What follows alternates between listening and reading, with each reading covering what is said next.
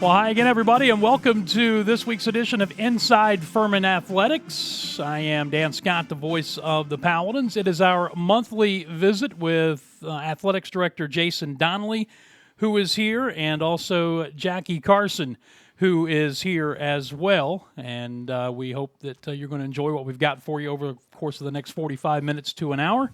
Hello, folks. Hi, Dan. How are we doing? Now, normally we do this differently. Normally, it's just you and I first, and then we bring in the coach. But so that's where, Dan, I'm going to jump in and just explain. We're flipping the script a little bit. I just explained this to Jackie a moment ago that typically Dan and I will talk and go through questions, and we will do that today. We'll go through all the questions the fans have and talk about things that are current with Furman athletics. But what sometimes people don't understand is the life of an athletic director or a coach or an administrator or anything. You know, in college, it's very flexible, and you got to be able to adapt and change. And I just was in a meeting with one of our teams, and that's the most important thing we do is the time we spend with our student athletes and listening to them and guiding them and working with them. And it went a little bit long. So I called Dan, said, we're going to have to flip the script, and we're going to go with Jackie first. But this is also for Jackie, and I've done this with Bob and Clay, and this is a chance to talk with you about your program and the excellence that you have and everything that you've done.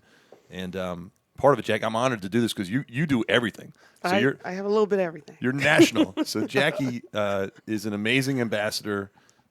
I take great pride in Jackie, not only because she's a great coach, she's a great friend, she's a great leader, but I also love the fact that your jersey is in the rafters. But Jackie, one question I want to ask you, because we're living this right now. We got Greenville County Schools are off of school. Yep.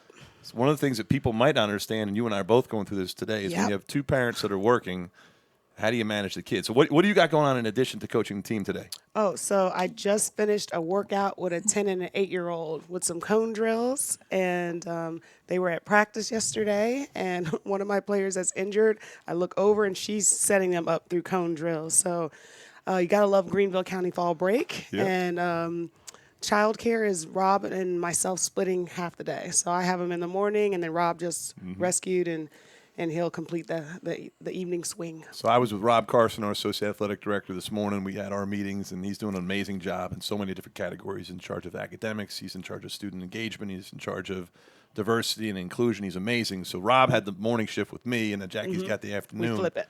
But one of the things that people might not know is that our potential top recruits, and we don't know which sport, because it could be soccer, it could be basketball, it could be anything, or your daughters. But can you talk about their success on the field? They are, it's absolutely amazing. They're complete opposites. They look as they get older, they're starting to look very similar, but they're complete opposites. London, my 10-year-old, is super fast, a speedy soccer player, just amazing, mind for the game, loves football. So she was totally into the big win against the Citadel this weekend. Talks everything football. Mommy, what happens if they get a safety? Like using the lingo.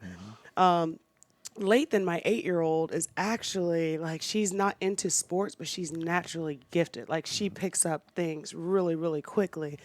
But sometimes she'd be like, oh, let's look at the cheerleader. I think I want to be a ballerina. I was like, baby, you're going to be a 6'5" ballerina probably. So, but they play off of each other, but they really love sports. They love Furman athletics. They put it all over. Their teacher is, my youngest teacher is a Furman grad, so they're super stoked. So they bring everything Furman and Furman sports to Pelham Road Elementary. well, I want to talk about your husband for just a second. Yeah, he's okay. Because on game days, whether it's home or away, we run into a little issue sometimes that I'll go down to my sideline reporter, Marcus McMorris, and chatting it up. Marcus will have to say, what was that, Dan? And it's because he's always talking with Rob, and I'm trying to figure out, is Rob gravitating to Marcus or is Marcus gravitating to Rob? Rob? It's a natural gravitation because obviously Rob was his academic advisor when Marcus played here, so...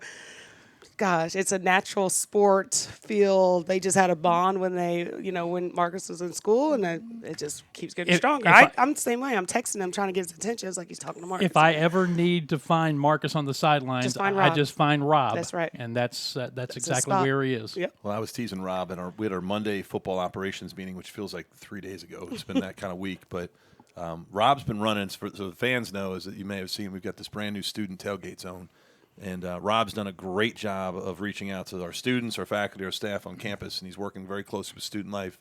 But he's got weekly meetings with the students, and he's engaging them and working with them. But one of Rob's responsibilities, unofficially, is that he's in charge of the student tailgate zone. He's in charge of the students, the security. Works with Dwight Covington and Tide.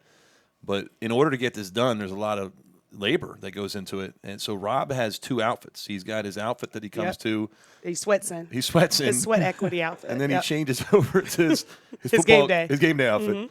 But he's working hard. And he's doing a great job. But that's the stuff behind the scenes people might not see. Yeah, you know, it's funny. David Cobb, the color comp, does the same thing, but he doesn't sweat. He just comes in. He just has an outfit change. He comes in dressed one way, and then he'll dress differently for the broadcast, and then he'll dress back down for his drive home. So David has 3. He's like a diva. That's a diva status. That's a good way to describe him sometimes. David the Diva. David the Diva. Okay, we got it. Well, I've got something I want to brag on with Jackie, and as we delve into basketball conversation going forward, Jackie did something amazing. I think it's about 2 weeks back now. She put an event together that only Jackie could do, and I said that in my remarks at the event. She had an event at the Bon Secours Arena. Her team was there as host. It was first class from the moment that you walked in the doors, and it was a fundraiser for women's basketball, hoops and heels. Yes. And she had it on the ice. She had it all set up where you came down. They had platforms on top, staging. She had a ton of people there, great alumni support. And she also managed to pull off a national championship coach, Muffet McGraw, to be there as the keynote speaker. And Muffet was amazing. But can you talk about all the things that went into putting this together and basically the process of this first-class event and what you were trying to accomplish with that night? It was, I loved it. It turned out to be more than I ever expected it to be. I think it was in June when Janet Cohn called me. She's the athletic director at UNC Asheville, but she's a Furman women's basketball alum. And she's like, hey, I found a way. I have an idea for you to raise money for your program, and it's hoops and heels, and that's you. You can do this. And I was like, okay. I was like, when do you want to do it? She's like, we need to do it as soon as possible. So it was the fastest arrangement of an event this size. We kind of envisioned what we wanted, and I was like, okay, I got to kind of shoot for the stars on the first one. And Muffet and I have been on, countless NCAA committees and leadership working groups. And so I called her and said, Muffet, this is a big ask, but, what do I need to do to get you here for this first event, our inaugural event, and what do I need to pay you? And she's like, you don't have to pay me anything. When do you want me there? And I was like, wow, so that's how big her heart is and, how strong her leadership is. So she came to Greenville with her husband, and they had a great time and gave a great message. And it was a fundraiser for our program, but I really want to build it towards a fundraiser and just a huge women's empowerment event, just to keep building our Women of Distinction program, keep building, for our women and just our community to hear stuff from other females in the area about what's possible for them. So that's the biggest thing. And then my girls were there, so it was all ages, 8 and 10-year-old that were talking about it all night. So it was a pretty special night. We're really pleased. How was the attendance for this first one? It was great. My goal was, I said I wanted to start with 15 tables, whether they're sponsored, pretty much 15 sponsored tables. We had 17. So that was a great first event. I think we were right around, 150 in attendance. So perfect. And things people don't always see, they don't always necessarily get to see the work that you're doing behind the scenes. One of the things that Jackie you've done just an amazing job. Your Women of Distinction program is unique and distinct in the way that you want it to be. But each of our high-level coaches have got kind of an outlet for how that they engage their student athletes, how they engage the community. But your Women's of Distinction program has been really successful. How did you form that, and what are you looking to get out of it, just so people know more about that program? Well, it's funny. My coach, Sherry Carter, we had a program here where I just remember the summer going into my senior year, I went to Beaufort, South Carolina, and I stayed with 2 Furman women's basketball alum. They were both doctors. I was pre-med. I don't think a lot of people realize that here. And so I stayed there, and I traveled with one to do OBGYN, which I had no interest in. And then I traveled with one with orthopedics, which I thought I wanted to do. And it ended up flipping. By the time I was done with my internship, I was like, I would rather be in OBGYN than orthopedics all day. But it was just being around just women that my coach had us around. It was empowering. It was very strong for me. And I had a mentor here when I played here that's actually still a current Women of Distinction mentor. So Ms. Jenkins has such an instrumental role in my life when I played here. So, and the biggest thing also is our girls, especially with how travel ball is, Jason, you know this, like they never have had a job. They never have any network. They don't have time to build it. They've been trying their whole life just to get to getting a Division I scholarship. Then when they're here, they don't have time to really do all those things. So we have to be intentional as coaches, and I think as leaders, to make sure that we're putting them in the right position. So as soon as the ball stops bouncing, they have a network. So this program, our women are phenomenal. They're usually in the field or whatever our girls want to go in. That we do have some that just love up on our girls and support them, and the tough days and exam days, and we have international students. So some of it is just having a family around them, away from we have California and Seattle and Greece and Spain, and so those kids don't have a lot of family around. So it's sometimes just putting a family around them that's not their basketball coaches and teammates. So it's a phenomenal program. We actually have another meeting tomorrow evening, and for our girls to talk about issues that are happening in the across the world, and it's just been great. It's really good. And one thing people don't know, and this is not really public information, but you've also done a phenomenal job fundraising. We've got the new facilities that are coming together, brand new offices for you, which we're finishing up. Brand new locker rooms are coming. Yes. And this winter, the film rooms are getting done. But I want to also compliment you. You've had one of our points of emphasis as a program. We obviously have to focus on the wellness of our student athletes and graduate complete student athletes competing for championships. But you've become a really good fundraiser. Oh, God, I hate it. Well, this is where I completely get it from Jason. I can't. It is the worst job. But to your credit, in the last few months, you've had 3 separate 6-figure gifts that have come through in support of women's basketball, which I think says a lot about you, and it says a lot about the program, and it says about your alumni support. But as you're looking at fundraising, obviously it matters a lot, and that support matters on an annual basis for the program. But how has this evolution been for you in terms of all these things that are starting to come together? Yeah, well, absolutely. I mean, Jason hit on it. I get a lot of advice from Jason on how to do this fundraising thing, because it's uncomfortable for me, but it also is a tribute to folks seeing our vision and where we want to go with our program. And the thing I have the most pride about is it's kind of like a proud mother. That's how I am as an alum. Like, I want our players to have more than what I had when I played here. I had an amazing experience, but I want to continue to see it grow and blossom and turn into a powerhouse that I know we can be. And so these gifts, and they are everyone who's donated to our program, they're firsthand just contributing to the dream that I see for this program, more so from an alumni standpoint than a head coach. But it's been absolutely great to see our girls light up at our offices. Like, they just come in to visit us, and they're like, this is amazing. So I can't wait to see when their eyes light up when they see a locker room and just things that are continue to grow for our program. That's the biggest thing. They deserve the world, and I'm happy that our administration and just our donors can help get us there. I want to go back to something you said a moment ago when you talked about, and I think most sports are like this now, men's sports, women's sports, where you said that the girls are playing travel ball and they don't have time to do this, don't have time to do that. There are differing philosophies, and interest of full disclosure, most of what I read and you read on the national sports sites comes from coaches in men's sports. But there are differing philosophies about the way coaches want to, or what coaches want to see out of student athletes. And I'm seeing more and more now where coaches are saying they want to recruit kids who've played multiple sports and have not just specialized in one sport, being a little more well-rounded. Yep. Is that an issue in women's sports, and what's your philosophy there? No, I think it only becomes an issue if it's overuse, or if it's like, I think specialization of sport early is such a bad thing. Like, I love that my girls are playing soccer. Most of my team, they played soccer and softball, like all state in multiple sports. I think that just adds to how well-rounded you are, your different environments. I hate, and it's just me personally, I played so many different sports. I had a volleyball scholarship offer. Like, I played softball, I played soccer, like I played tennis. I played everything. My mom stuck me in everything. I was a dancer. I had to be a cheerleader because I have 3 older brothers. Like, I did everything. So I just don't think that you need to specialize so early. I think it contributes to burnout.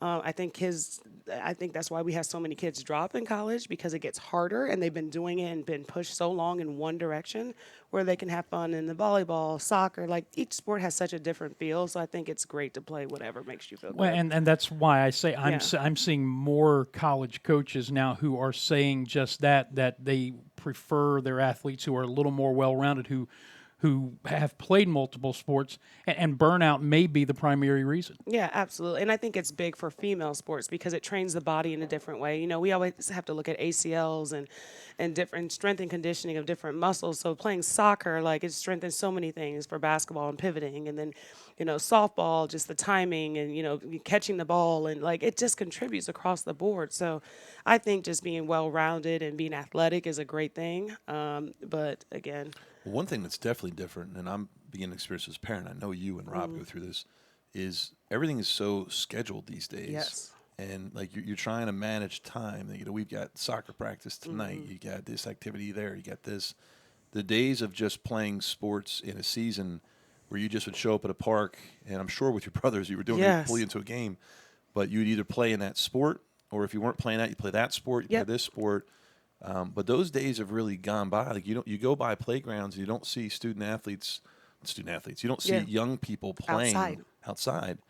And I think that contributes to this specialization of sports. It's almost like you're being forced to choose early what you're going to do because it's what are your parents taking you to? There's no open sporting goods that are going on. Right. No, and you hit on it. Like, first of all, you used to have basketball season, you had soccer season, then you had softball. So you could play all and they never overlapped.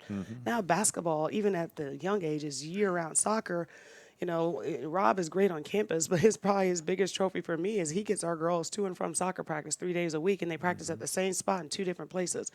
You know, and so, like, that's a huge trophy. But it's literally our girls in travel ball are the entire time, except for the summer, and then they play summer basketball. And so I think that's the other thing is, like, everything is, like, year-round now. So it attributes to that specialization because you can't play both.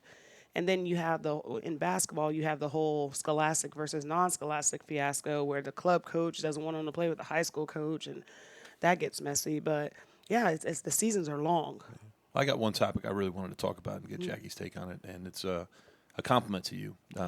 During the last year, there's been a lot of things that have gone on. There's a lot of things that I'm really proud of the thing that you've done is asserting yourself, and you already had the platform. So I think you've done so much work in relationship building in your sport with other groups and entities that you had a really strong platform. But I've really seen you utilize that platform to do a lot of great good, and there's been a lot of changes specific with women's basketball that I think are taking place that are really good for the game and they're really good for college athletics. But can you talk about things that are going on with women's basketball, things that you're seeing and things that you're excited about in terms of the future as a part of this leadership platform that you're participating as a part of? Yeah, absolutely. So I think everybody saw what happened with the NCAA tournament and then all the inequities that were shown. And, in women's basketball, like a lot of people are like, oh, that's awful, but it's not new. So I think one of the things I serve on the NCAA Women's Basketball Oversight Committee. So the Kaplan report has been just drilled, and there's been so many meetings. It was like 2 or 3 Zoom meetings a month. And what it also led to is that the men's basketball and the women's basketball oversights now have joint meetings, which I think is really, really cool just to see the perspective of men's basketball coaches. And I think the one thing that's come as an understanding is women's basketball is not against men's basketball. We just want more for our sport. It's not to take away anything from men's basketball. We just want more for our sport. So just being able to work with men's basketball has been really great. And also for the men's basketball coaches to see our perspective, they've been great champions of our sport. But it's just getting more on a national scene for, the NCAA championship. So some of the things that have started to come down the pike is where for the first year in 2022, we are called March Madness. We have a women's basketball March Madness logo. It looks almost exactly the same, except for the color is different. So that's going to be interesting. There's going to be a field of 68 for women's basketball.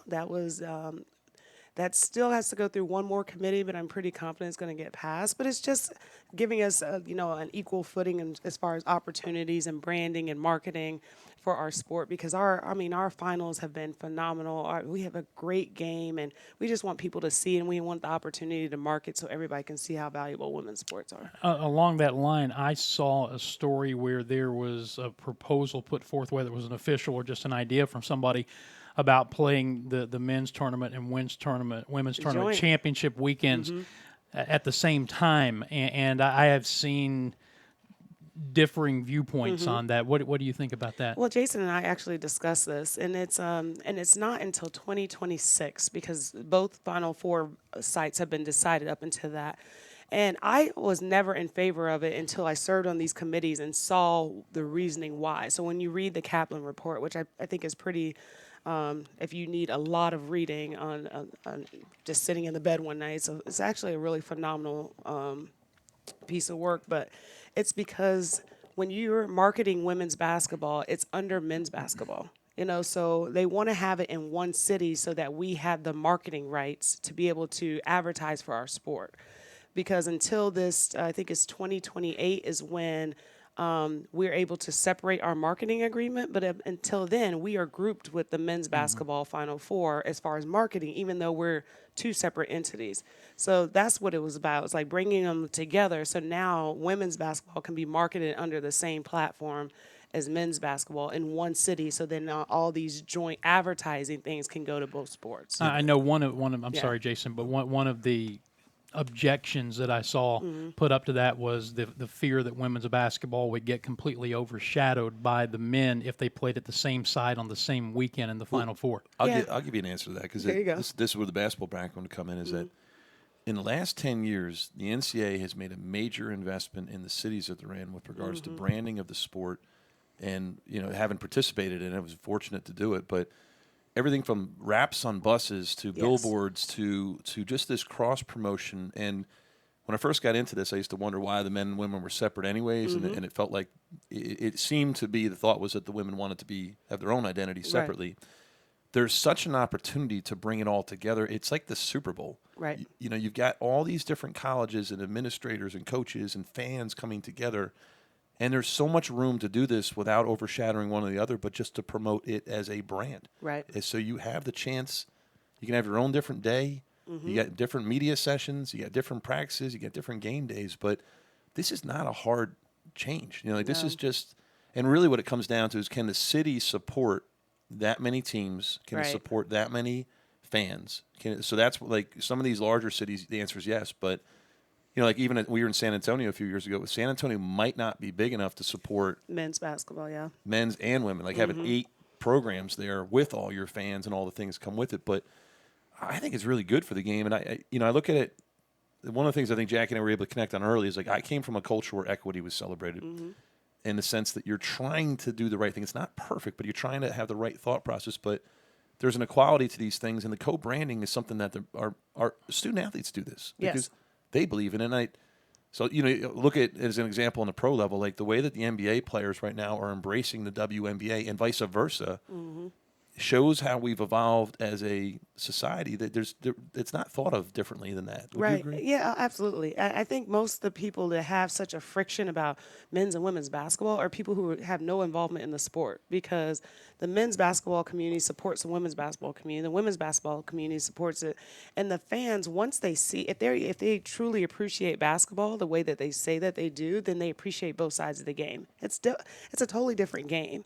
Women, we're below the rim, but we're very fundamental. We have to have a lot of principles within our game. Our athleticism is there. It doesn't compete to a man's athleticism, but for the women's game, watch SEC basketball. There's true athleticism in there. Jackie, the teams. Oh my God, Tennessee!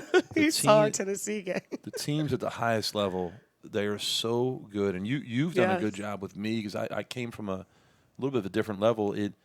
You've just said, hey, the gap between those teams and where we are right now, what we got to do, the level play. So I got to go to Knoxville. Yeah. And Jackie had rescheduled a game. COVID was crazy. Yes, it was bad for us. Jackie would have a schedule. It's awful. She'd be playing one team, and then a week later she'd be like, we're not playing them anymore, we're playing this team. And she would literally be picking up one game. That's how crazy COVID was. But one of the opportunities was to play at Tennessee. Yep. And we went and played there, and I had a chance up close to see how talented, how fluid. And I would take them against anybody. But they're 6'5", they're running the floor, they're handling, they're making plays. 6'5" point guard.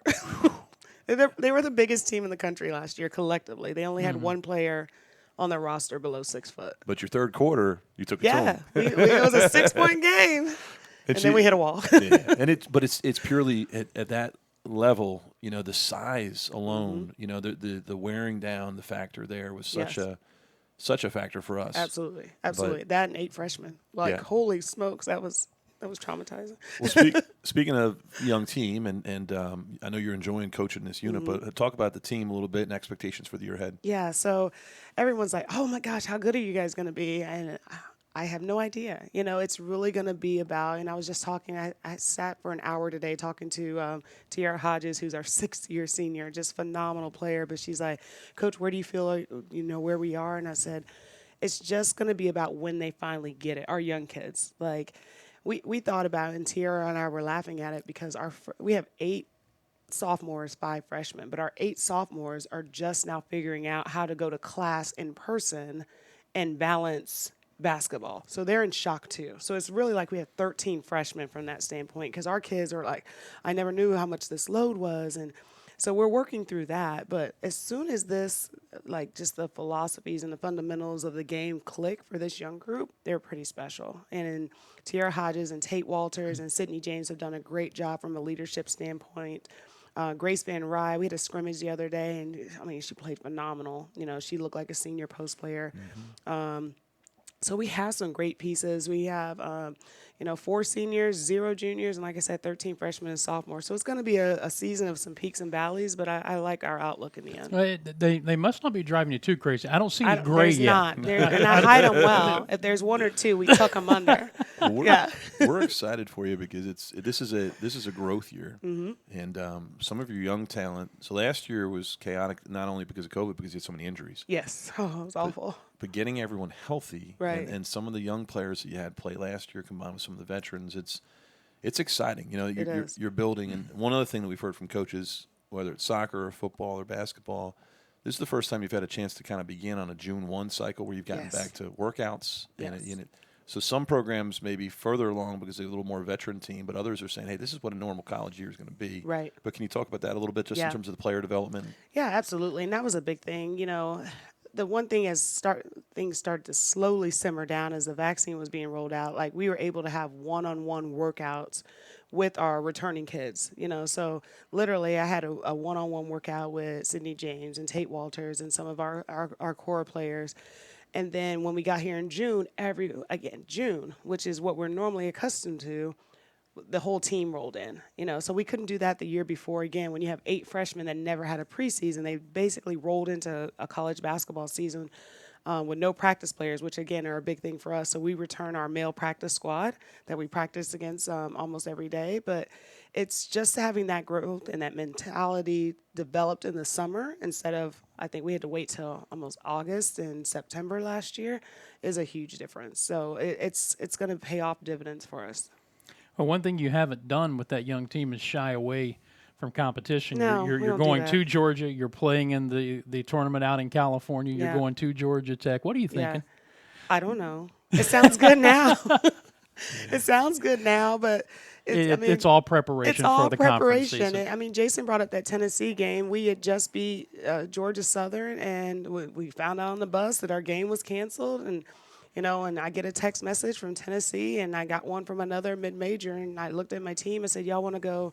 I said, we could go to this place, and you have a good chance of winning a game, or we can go to Tennessee. And they didn't even bat an eye. I said, let's go play Tennessee. So they're fearless. Sometimes we're crazy, especially as coaches, but for what we're trying to accomplish, these are the games that are going to get us ready for it. And that's what I love about our coaches, and you included. There's no challenge you're going to back down from. No. It's like, you give me a chance to play, we're going to play you. Yep. We're going to bring our best effort and show you where we're going to be. And the one thing I want to keep on clock, I promise you get you out of here by 4. Yep.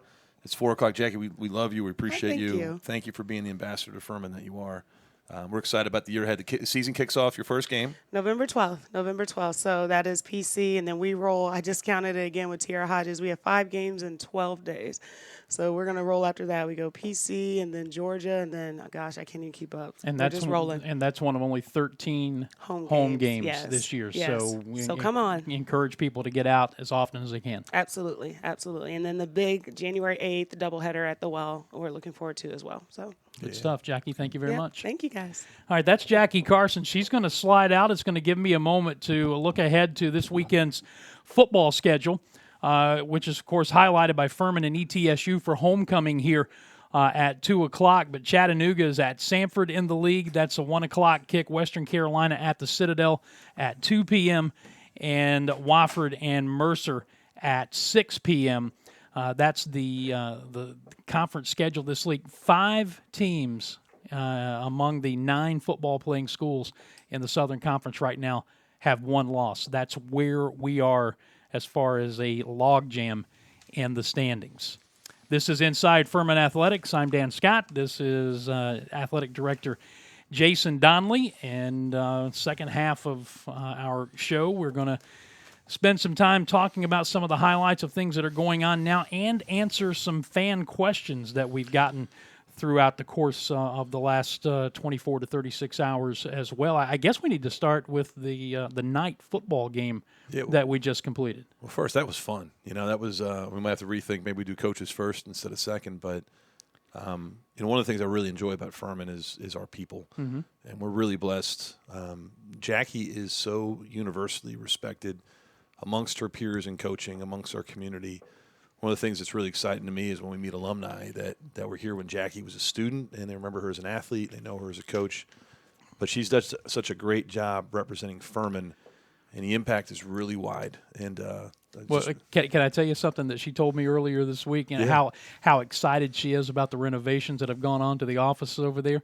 She said that the up until this new renovation was completed where they could move into their new office, the desk that she had was the desk that her former coach had when she was here as a player back in the early part of the 2000s. Exactly. And that's one of the things that's exciting. I mean, Jackie shared that story with me as well, and it's exciting to see our coaches feel empowered relative to what they can do and where they're going to go. And one of the things our community's done a great job is they've really stepped up in support of our coaches.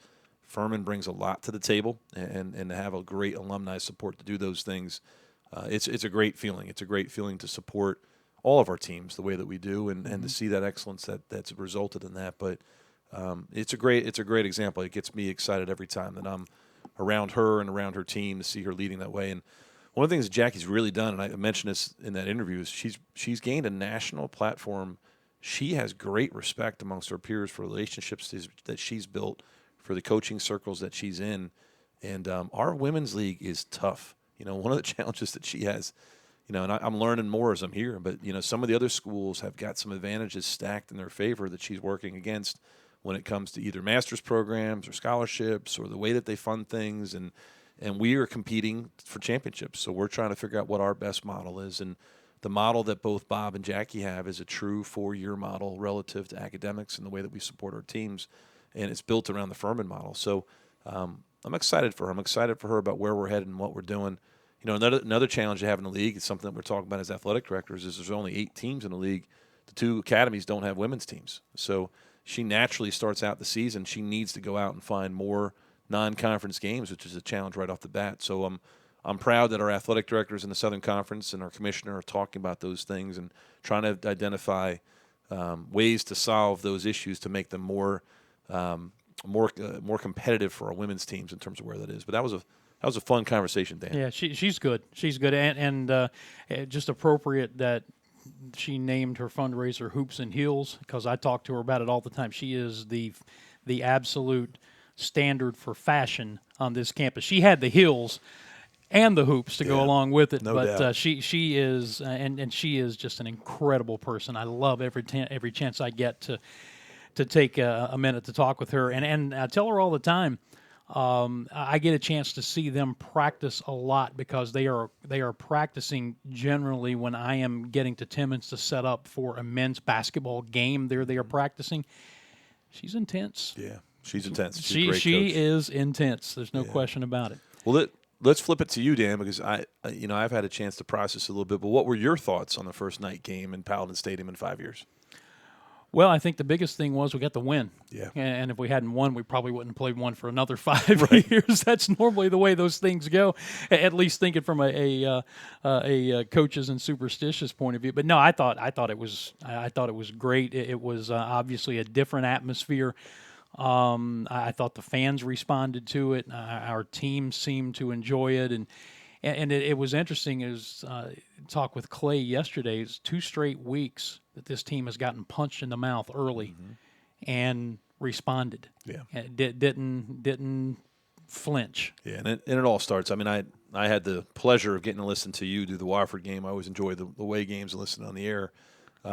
it was the same type of thing where early on, we took that punch from Wofford, and our guys were resolute. They were prepared, and really none of these things come together when your team doesn't win the way they're capable of. But if you look at these last 2 wins, the confidence that was gained in the Wofford game, the execution that carried over to the Citadel game, Citadel gave us a really tough third quarter there. They were positioning themselves to try to go for the win, and we responded accordingly in the fourth quarter, which lines things up for a really important matchup with East Tennessee State this upcoming Saturday for homecoming.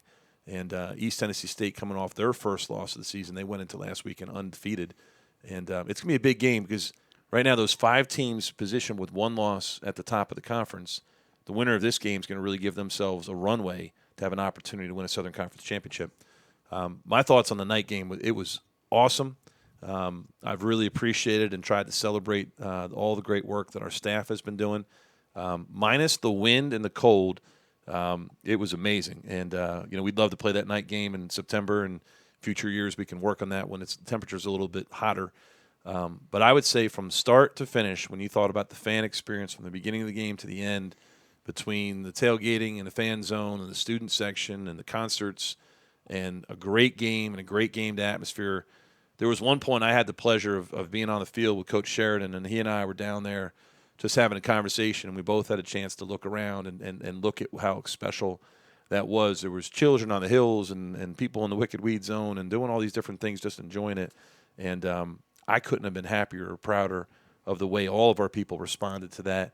And we feel like we're really giving our team a great environment for them to compete and a great environment for us to grow. But also really encouraging, one of the things that we're beginning to see is in addition to the involvement with our students, faculty, staff, our season ticket holders, alumni, we're starting to get some fans from outside of that bubble that are starting to participate. And your guy, Mark Ryan, was here, and apparently he was gushing about the experience over the air yesterday, but you had a chance to do some work with ESPN Upstate recently as well. But can you talk about those thoughts and things you're hearing from ESPN Upstate folks?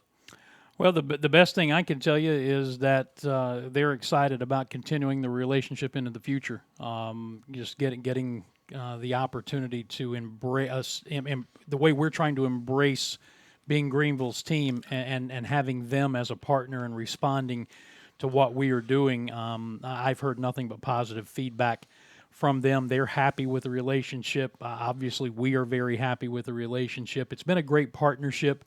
And looking forward to getting that thing extended and moving on, because we went into it, they went into it not knowing what to expect, and then COVID hit, and it threw everything into madness like it did everybody. But we basically signed a 2-year contract, as you know, and we basically are jamming a 2-year contract into a span of about 18 months with them. But they have just been so great to work with. Mark Hendricks is just top shelf, the program director over there, and Steve Senecrapi, who kind of runs the Odyssey group here in the Upstate. They've just been fantastic, and looking forward to continuing the relationship. The only thing I'll say is Mark has to learn that protocol is that you don't call on Saturday morning and ask for a credential to come to a Saturday night game at most places. But at Furman, you can get away with that because Hunter Reed said no problem. He gets it done. We're looking at this saying it's kind of a reemergence of our fan base relative to the support. We've had 3 straight games at 10,000 plus, and we're feeling the support in many different ways. It's kind of a post-COVID surge of energy that's coming back. And one of the things that nationally that we're talking about with peers and athletic directors, there's a lot on people's plate as we're returning to athletics. And in some cases, you're seeing some stress at some places where they're not handling things as well. But getting this back, getting this fan base is really what we've been working towards, is to re-engage with our teams. And we're excited about where we're headed. A lot of this is going to bleed over to basketball season. That's one of the things I wanted to talk about a little bit today. Whether people realize it or not, it's 3 weeks from now we're going to be tipping off. 3 weeks from today, as we are recording this. Right, and we got homecoming this weekend. We got another great game for our football team here. We've got men's soccer senior night. We just had women's soccer senior night, so we're into the back end stretch for some of our fall sports. But as our football program departs for the road for a couple weeks here, we're getting ready to onboard basketball, and we couldn't be more excited about that. Both for Bob and Jackie with our men's and women's teams, but. One of the things you'll see, if you haven't already, is we're reintroducing our Weekends at the Well series, and those tickets are going on sale in 4-packs this week. There'll be special opportunities for those that have engaged them already, which we're excited about. But there's an enthusiasm that you can feel coming with college basketball season in the midst of college football season and the World Series. As a Braves fan, I know you're excited and staying up late and checking that out. Well, you're a Reds fan, but I was going to say, Hunter Reed's a Braves fan, yes. Hunter Reed has not gotten to bed early in a long time. He's a little ornery from all his late nights between football and the Braves, but we're excited about all these things. So let me add, before we move on totally to basketball and some other things, let's circle back very quickly to the fact that we've had 3 home games. All 3 of them have been over 10,000 attendance, including the opener, which was 11,628, I think. Furman is leading the Southern Conference in attendance, which is something that's never happened in the time that I've been here. And you got to go a long way back for that to happen. What does that mean? And I'm sure I'm asking this on behalf of our fans. What does that mean for the overall health and well-being of the athletic department?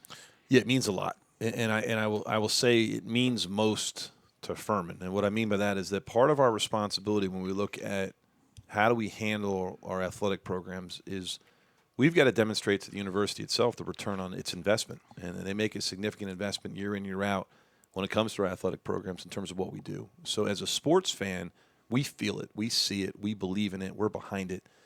So for us, it's fun. But it's also important that we've got to use our assets, and in this case, we're talking about 5 great Saturdays experiencing game days in Greenville, and we've got to pull our students in, and we've got to make them feel a part of this process, and I think we've been successful in doing that, and that came through listening to them about what they wanted, which was their own zone, this own tailgate zone, this student section that we've created for them, that they really wanted that to happen. And we've been doing this by engaging our faculty. We've been doing this by engaging our staff. We've been doing this by really reaching out to our season ticket holders and talking about what they want. We've been doing this by looking at our stadium experience and identifying the areas that we could improve in short term and things we could do in the long term to make that fan experience better. And over the long term, our goal is to engage Greenville at a larger level with strategic partnerships that we've been working on. And it is really exciting when you have an Ingles and a BMW and a Greenville Drive and a Bon Secours that get behind you in this way, and a Prisma Health. I mean, we've got incredible opportunity here for Greenville, and it really comes down to being the best Furman we can be. But the health of our community in terms of how we support athletics is really, really important in terms of where we go. Our players feed off of it. Our coaches feed off of it. It impacts recruiting. But what it does is it shows that there's a belief that Furman athletics is important and that Furman athletics can be successful, and that we got to continue to invest, because the challenge you have when you're in an athletic department is if you can't find creative ways to grow, and if you can't find creative ways to drive revenue, and if you can't find creative ways to drive fundraising, if you don't have that support over time, you're going to lose the pieces that are important to you. We've got to push ahead with a plan, which we're all doing. And, I give you a lot of credit, Dan. You've been a part of this process since the beginning, but we started to show this with the weekends at the Well, to think bigger about what we're capable of in Greenville, and to think bigger about your brand. And things that are encouraging to me is that other institutions and other conferences have noticed, and we're doing great things for Furman, which increases our value in the larger proposition. So, being great partners with the university academically, when it comes to admissions, when it comes to exposure, all of this benefits all of us. So I'm excited about what it is, and I'm excited about how the university's received it and how our fan base has supported it. We are recording this on the 19th, on Tuesday the 19th of October. This is Inside Furman Athletics, and it's our monthly visit with Athletic Director Jason Donnelly. We've talked football. We've talked about the upcoming basketball season, something that was announced today early, and I know this is huge for his program, but the almost $1 million in fundraising gifts for the men's soccer program and Doug Allison. Yeah, Doug's done a great job since day one with me of getting this off the ground in terms of identifying relationships and people that support his program. It's a blessing to have Doug Allison here, all-time winningest coach in SoCon history, just a legend here at Furman with 25-plus years. But one of the things he's done is he's really built a strong alumni network that supports this program financially, that supports them with jobs, that supports them with internship, with support. And Doug's done all the right things, whether it's the Quinn game, if it's the Gray game, whatever, the things that he's done to honor and recognize the past is really attributed to these gifts. And part of the process that we've identified, we mentioned this earlier with Jackie, is that there's an opportunity to grow each of these programs with strong alumni support, which helps the bottom line. But we had made a strong appeal to our soccer alumni to raise funds for endowed scholarships to support the program for perpetuity. And the reason that's important is that as a athletic department, if you can endow and reduce the cost of your largest expense, which for us is athletic scholarships, if you can endow those scholarships, they're going to exist forever, which means those teams in perpetuity should exist in perpetuity when you get it to the point that it really matters in the long haul. And our job is to try to reduce the subsidy from the university so that we can support these teams in that way. And we've just been very direct with our alumni. We've gone out to talk to them about that this is the most important thing that we can do. This is not limited to soccer. There's several other sports that are going through this process, and they're doing a great job with it. And we look forward to sharing those stories of success in the months and weeks ahead. But specific to soccer, 4 alumni, David May, Graham Seagraves, Rob Victor, Steve Spinks, they all worked on this together. And some of them aren't even alumni. They're just supporters of the program. And they just determined, how do we support this program? How do we pull other alumni in?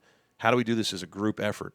So this has not been one person that wrote a check and said, I'm in for this. This is a group of 10 different individuals that have said, we support soccer at a high level, and we want to see it be successful for a long time. The beauty of it's going to build on each other. Myself and Aaron Wissing, we've got an important visit this week coming up that we're going to build on this with men's soccer in terms of the alumni and success. And it's a chance for us to grow as a department, but it just speaks volumes about Doug. It's just, at the end of the day, people that support men's soccer believe in him. They believe in the program. They're having a down year by his standards this year, but they've had great success and tournaments right ahead of them. And tonight's a really great opportunity. They got a chance to play Duke tonight. They're coming in here ranked number 8 in the country, and we'd love to see Doug and our men's soccer Paladins defeat Duke tonight in a great game. But what they're really getting ready for is the conference championship and a chance to go to the NCAA tournament. Yeah, I know they've battled some injuries this fall, and hopefully you're starting to get healthy now. And boy, that'd be the right time to do it, to be sure. You want to tackle some of these questions that have been submitted? Let's go. All right, let's get one more shout-out, Dan, before we get going. I want to give a shout-out to Robert Gary and cross-country track and field. They went out to both the men and the women had great success. They went out to the Notre Dame Invitational, and they won it on the men's side, which is no small feat because the teams they're competing against are Power 5 state schools with a lot of resources and bigger schools and programs. And it can't be understated the type of success that Robert Gary is having with that program. And he's officially gotten his men's team into the top 10 nationally. They continue to stride forward. They've got a great model. Again, it's an endowment-based program that continues to grow with great alumni support. But I do want to give a shout-out to Robert Gary for their top 10 performance. We probably didn't mention also, but Jeff Hull's team won the Lady Paladins Invitational, which was a huge win for them. Adam Herendine had a chance to host the Debbie Southern, probably the best women's college athletics tournament in women's tennis recently, which was amazing. So we're really proud of all of our teams. Everyone's having success. Was at a great women's soccer 2 games this weekend that they won in their senior day. So things are really going well in spite of the obstacles and challenges, and there always will be them. Our teams are performing well. But let's get to the questions because we want to find out what the fans think. Yeah, we'll roll through as many of these as we can in our last 10 or 15 minutes here. The first one, and it was really wordy, but I'll just boil it down. If we get an opportunity to host a playoff game, will the school put a bid in to do it, knowing the financial challenges of hosting a football playoff game, and you don't tend to make much, if any, money off of those? Will Furman put a bid in to host a playoff game or multiple playoff games should the opportunity arise? The answer is yes. So I think as a philosophy, having lived this before I got to Furman, we're going to support our team. We're going to get behind them to give them the opportunity to play home playoff games. We're going to put bids in. And I think that's just the simplest way to say it is the answer is yes.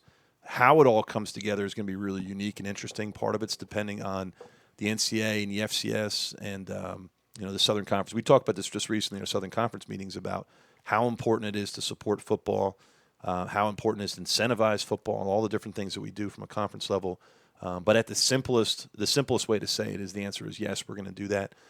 There were some complicating factors last year that I hope don't carry over to this year.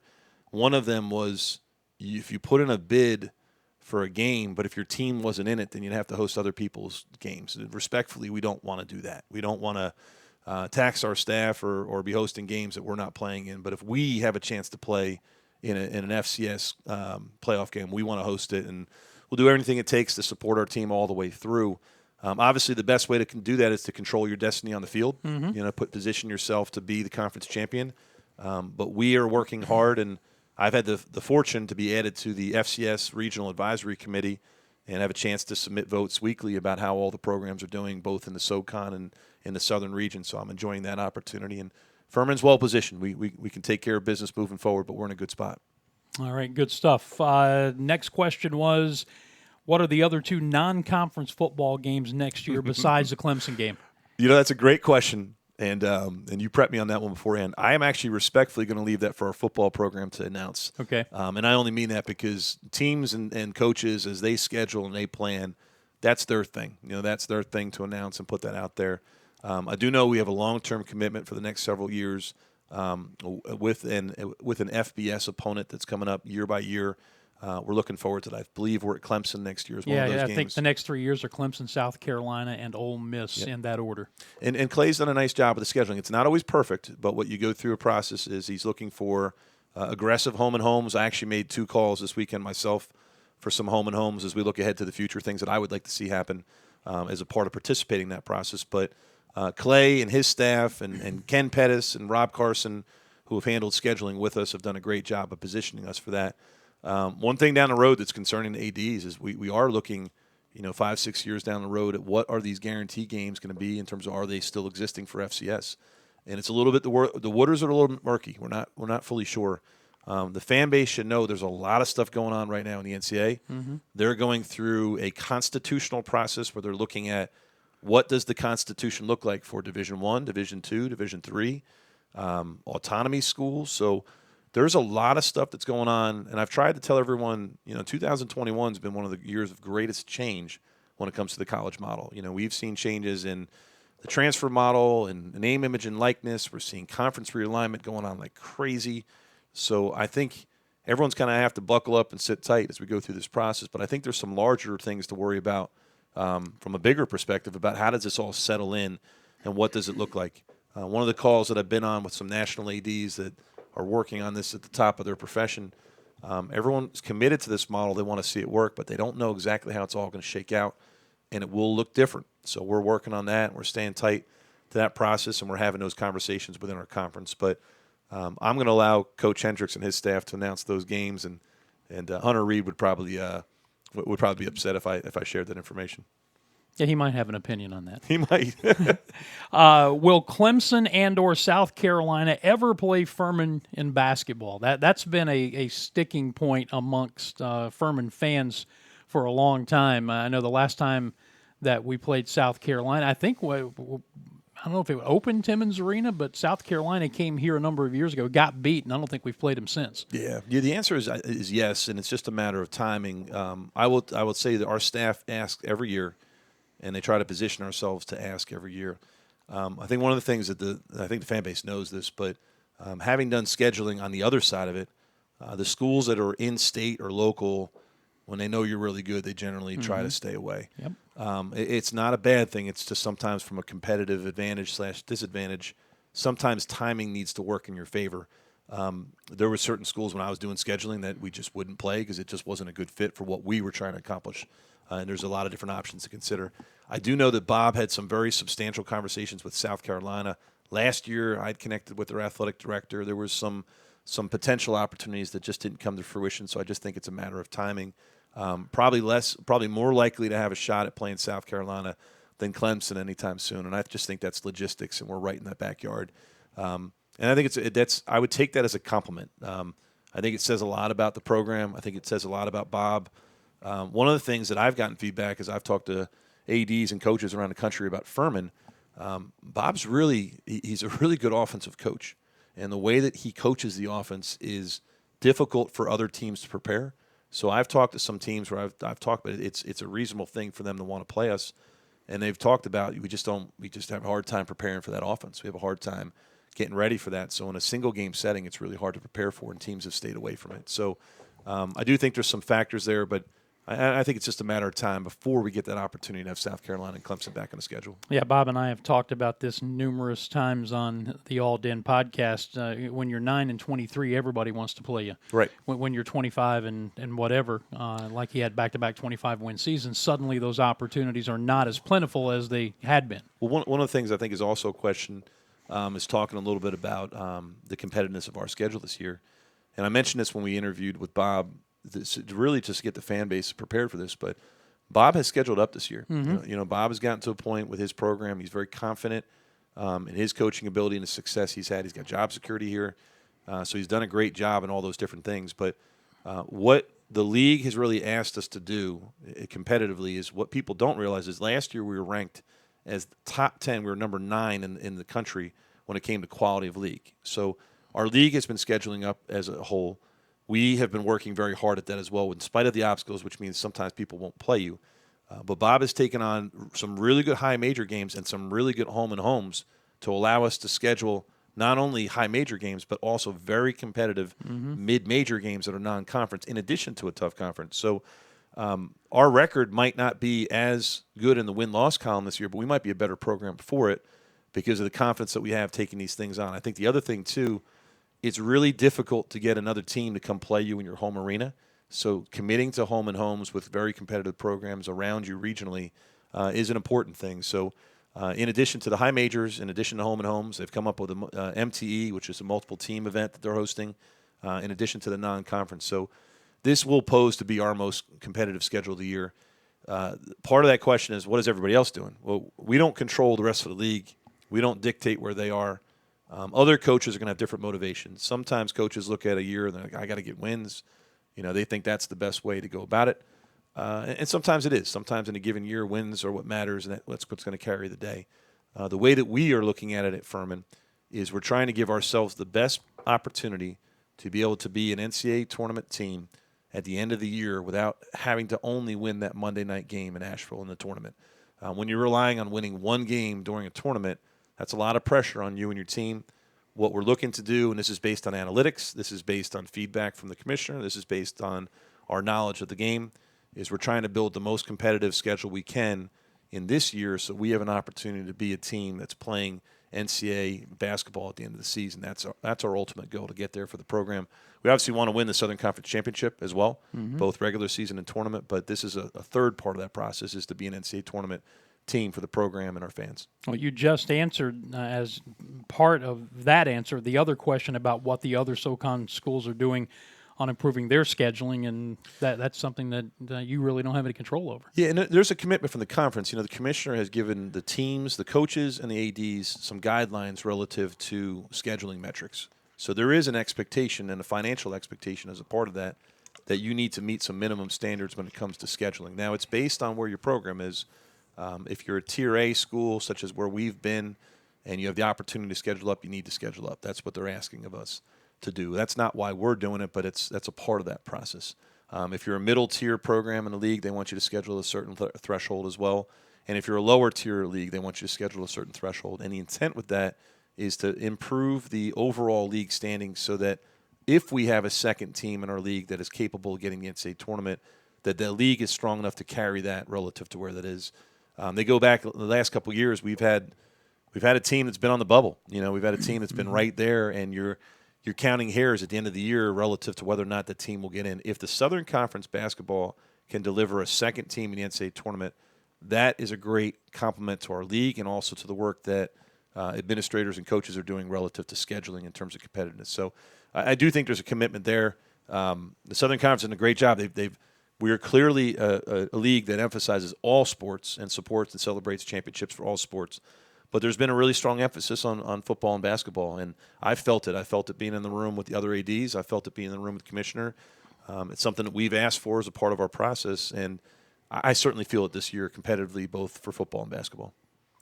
All right, a couple more before we wrap it up. Is there a Southern Conference policy that prohibits schools from showing controversial plays on their video board? Seems Furman never shows reviewed plays on our board. If there is a policy, this person says they feel it needs to be changed. Really good question, and I appreciate you sending it to me in advance because I did not know the answer. What I thought the answer was what it is that you can show the replays one time at normal speed, but then it needs to be covered up. And it actually came up in our conference meetings just within the last week. It's a good thing for both in stadium to be seen, to see the replays, but the policy is that you can't take that controversial play in a stadium and slow it down or replay it over and over and over. I believe in the NFL or or different places, you're allowed to take that replay and show it in real time and slow it down.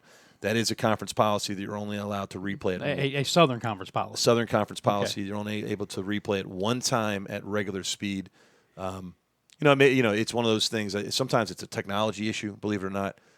Sometimes it's getting the right camera issue in terms of where it is. But in order to be competitive and equitable, that is a question. That is the policy. Is just one time at regular speed. It's not a Furman thing. That's a SoCon thing. All right, and then the final question that we had prior to going on anyway was somebody wants to know if the video board, the scoreboard here at Paladin Stadium could be moved closer to the goalpost than where it is right now. Great question. So that video board was just installed just before I got here. I love it. It's awesome. It's positioned where it is because of where it was put into the ground and the electrical work that comes with it. I think my staff knows me well enough that I've got enough creative and crazy ideas, things I'd like to try and things I'd like to move around. So the scoreboard is positioned where it is based on where it was put in before I got here. But we're open to any ideas of where things could be and where they could be moved. One of the nice things about it is it has created the space between the end zone and between the board that we've been utilizing to really create some social environment and some engagement with fans. That's been a big win, but it can't currently be moved forward, but perhaps in the future it may be relocated to another location to be determined. But really good question. All right. Anything else on your agenda that you wanted to touch on? I mean, this has been a good one. We've gone about an hour and 10 minutes. Yeah, I think it's nice to be able to close this out, but I just would, if anyone's tuning in this week, I'd ask you to check in. We got our men's soccer game at home tonight is a big deal. We got a women's volleyball game at home tomorrow. So Tuesday, Wednesday, we got some great opportunities. But this is homecoming weekend coming up. So I just would ask that we need the support. This is a huge game for our program. If you weren't already planning on attending, I would encourage everyone to come out. We play at 2 o'clock here. Paladin Stadium, ETSU coming in. It's a championship level game. We're competing for first place in the conference. The fan zone will open up at 11 a.m. We also have an open scrimmage with our men's basketball program at 10:30. So if anyone arrives early and you want to get your first look at our men's basketball program, they'll be competing as well. We got soccer senior night on Saturday night, which is a big deal as well. And I just would ask that everyone continues to support the Paladins the way that you are. Your impact is felt. Your energy is felt. Your ideas, we love to hear them. And just continue to support all the initiatives that we have. We're transitioning now from fall to winter sports, so the opportunity to get those basketball tickets is there. But we're having a great year. We're having fun. And we can't thank our fans enough for all the support we're having. I really appreciate, Dan, all the work you're doing. People tell me all the time they love listening to you. They love tuning in. So thank you for all the great work you're doing as well. Well, it's a good product to broadcast, and that helps. It's fun. It is. It really is. Well, listen, thank you. I've enjoyed it. And we thank our fans for submitting questions. And the next time we do it, we'll submit questions again. But that will wrap up this edition of Inside Furman Athletics and our monthly visit with Athletics Director Jason Donnelly. We'll be back with another edition next week and look forward to having you along with us. Until then, for Jason, for Jackie Carson, who was with us in the first half of the show, I'm Dan Scott saying God bless you. So long, everybody, and go Dens.